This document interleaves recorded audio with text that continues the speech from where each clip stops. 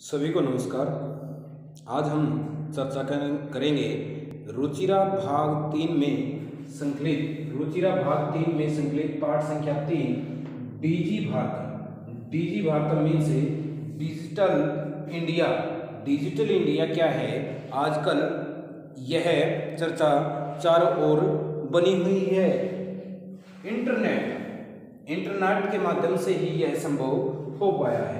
Digital India का जो सपना हम देख रहे हैं और जो अभी प्रोसेस में जो चली हुई चीज़ें हैं जिनसे हमारी दैनिक आवश्यकताएं पूर्ति होती हैं, वो क्या है, वो इंटरनेट के माध्यम से ही साकार हो चुका है। इंटरनेट क्या है, ज्ञान का महत्वपूर्ण स्रोत रहा है। हम इंटरनेट का यूज करते हुए, एप्लीकेशंस का यूज करते हुए, अनुप्रयोगों का यूज करते हुए एक क्लिक के माध्यम से ज्ञान के विभिन्न आयामों को प्राप्त कर सकते हैं। आजकल हम इंटरनेट के सागर में डूबे हुए हैं, जिसमें एक बैक्टीरिया जैसे सूक्ष्म जीवाणु से लेकर ब्लैक होल तक, राजनीति से लेकर व्यापार तक, अंतर्राष्ट्रीय संबंध से लेकर वैज्ञानिक चरमोत्कर्ष तक की सूचना प्राप्त हो जाती है। यानी कि सब कुछ इसमें इंटरनेट में समाया हुआ है। किसमें? इंटरनेट में समाया हुआ है। और यह कभी भी छुट्टी नहीं देता है। यह 24 आवर्स हमारी सेवा में उपलब्ध रहता है। प्रस्तुत पाठ में लेखक द्वारा निबंधात्मक शैली का प्रयोग करते हुए क्या बताया है कि डिजिटल इंडिया में क्या समय बीतने पर मनुष्य की जो आवश्यकताएं हैं वो भी बदलती गई हैं, वो भी परिवर्तित होती गई हैं। प्राचीन समय में, पहले समय में क्या हुआ करता था, ज्ञान का जो लेन देन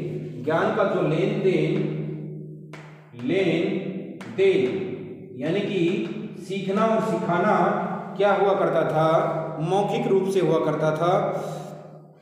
और विद्या को ग्रहण भी हम सुनकर ही करते थे। विद्या को ग्रहण करने का जो तरीका हुआ करता था वह भी मौखिक सुनकर ही हुआ करता था। समय बीतने पर तालपत्र और भोजपत्रों का प्रयोग होने लगा। तालपत्र और भोजपत्रों का प्रयोग होने लगा। तालपत्र क्या है? ताड़ के वृक्ष का पत्ते हैं। और भोजपत्र क्या है? भोजपत्र हिमालय में मिलने वाला एक वृक्ष है, जिसकी छाल को लेखन कार्य के लिए पुराने समय में बहुत पवित्र माना जाता था। और जैसे जैसे समय बीतता गया वैसे वैसे फिर कागज और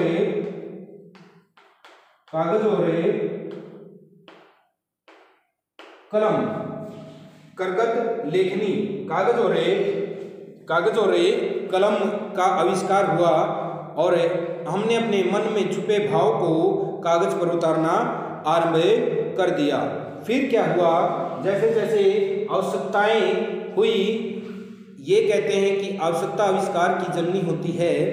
फिर हमारा टंकणिता सती, ये टंकणिता सती टंकण होकर टंकण यंत्र क्या होता है?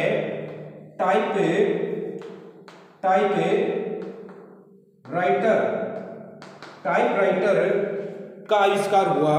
और वहाँ पर जो हमारे मन के भाव थे, जो भी हमारी लेखन सामग्री थी, वह टाइप होकर लंबे समय तक सुरक्षित रखी जा सकने लगी।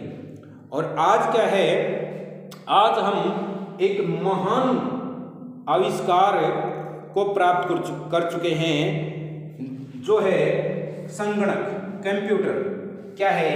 संगणक, यानी कि कंप्यूटर को प्राप्त कर चुके हैं। इस संगणक के माध्यम से हम समाचार पत्र और पुस्तक पढ़ सकते हैं।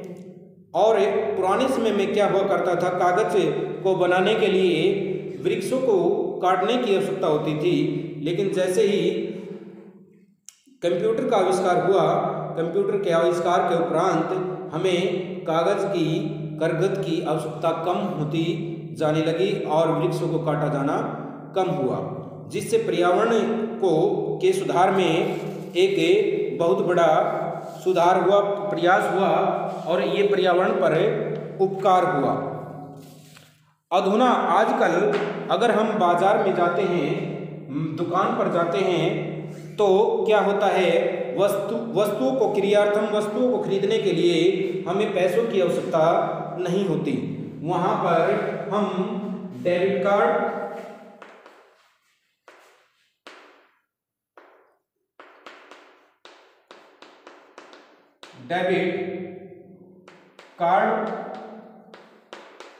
और क्रेडिट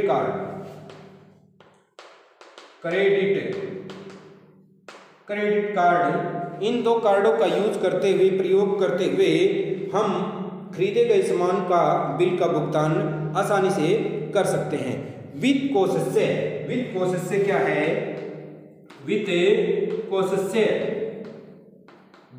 से क्या है, बैंक आदि के सभी कार्य आजकल कैसे पूर्ण होते हैं। बैंक आदि के सभी कार्य आजकल कंप्यूटर के माध्यम से ही पूरे किए जा सकते हैं। फिर क्या है, अगर हम यात्रा कर रहे होते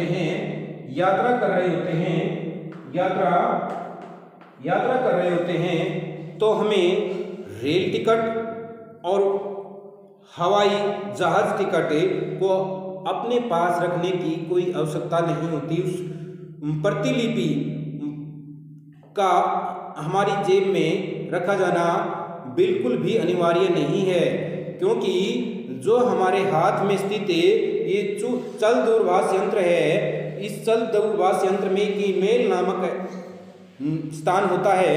उस ईमेल नामक स्थान पर ये सभी टिकटें और जरूरी कागज सेव रहते हैं और उसको दिखाकर हम आसानी से सुगमता पूर्वक अपनी यात्रा का आनंद ले सकते हैं। चिकित्सालय में भी, यानी कि कहाँ पर,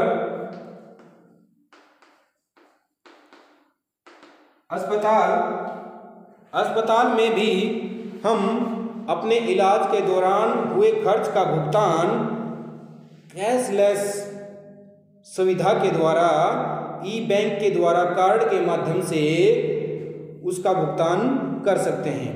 तद्दिनं नाति दूरम, वह दिन अधिक दूर नहीं है, यदा वयम हस्ते, जब हमारे हाथ में एक मात्रम चल दूरभाष यंत्रम अस्ति, चल दूरभाष यंत्र ही रहेगा, जिससे हम सभी कार्यों को साधितुम समर्था भवन्ति, साधने में, पूरा करने में समर्थ हो जाएंगे। वस्त्रपुट के रूपे का नाम आवश्यकता नास्ति, वस्त्रपुट के सु क्या होती है, जेब में पैसों का होना बहुत जरूरी नहीं है, अनिवार्य नहीं है। पासबुक और चेकबुक, पासबुक और चेकबुक का होना भी जरूरी नहीं है।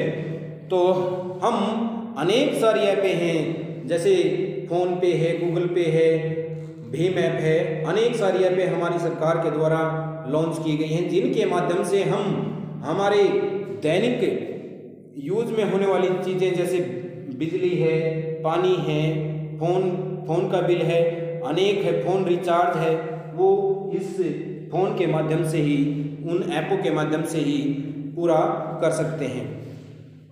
और ये क्या है, पठनार्थम पुस्तकानां समाचार पत्राणाम अनिवार्यतया समाप्त प्राय भविष्यति, प्राय लगभग समाप्त हो गई है कि पढ़ने के लिए पुस्तकों का होना, समाचार पत्रों का होना, पुस्तकों का होना, समाचार पत्रों का होना लगभग समाप्त होता जा रहा है। इनकी अनिवार्यता खत्म होती जा रही है, क्योंकि हम अपने मोबाइल पर ही ये सारी चीज़ें आसानी से कर सकते हैं। एतत् मार्गदर्शक अपरिचित मार्ग, हम अगर किसी ऐसे स्थान पर जा रहे हैं जिस स्थान का हमें ज्ञान नहीं है, अपरिचित मार्ग, वहां पर हमें किसी गाइड की आवश्यकता नहीं है, मार्गदर्शक की आवश्यकता नहीं है, यह कौन ही हमें सभी चीजें बता सकता है। कि साग आदि क्रियार्थम, सब्जियां आदि खरीदने के लिए, फल आदि खरीदने के लिए, और रेस्ट हाउस में, विश्राम घर में रूम आदि बुक कराने के लिए हमें चिकित्सालय में यानी कि अस्पताल में शुल्क प्रदातुम यानी कि फीस देने के लिए, विद्यालय महाविद्यालय में फीस देने के लिए, और अधिक क्या कहें कि दान देने के लिए भी चल दूरभाष यंत्र ही पर्याप्त है। डिजी भारतम, डिजिटल भारत, इस दिशा में हम भारतीय बहुत अग्रसर हैं, तेजी से काम कर रहे हैं। यह है आपकी पाठ संख्या 3 डिजी भारतम की सारांश रहेगा। कल आपको प्रथम गद्यांश की हिंदी करवाई जाएगी। इस वीडियो को ध्यान से देखें, समझें और शब्दार्थ को फेयर कॉपी में, फेयर नोटबुक में लिखने का काम करें। धन्यवाद।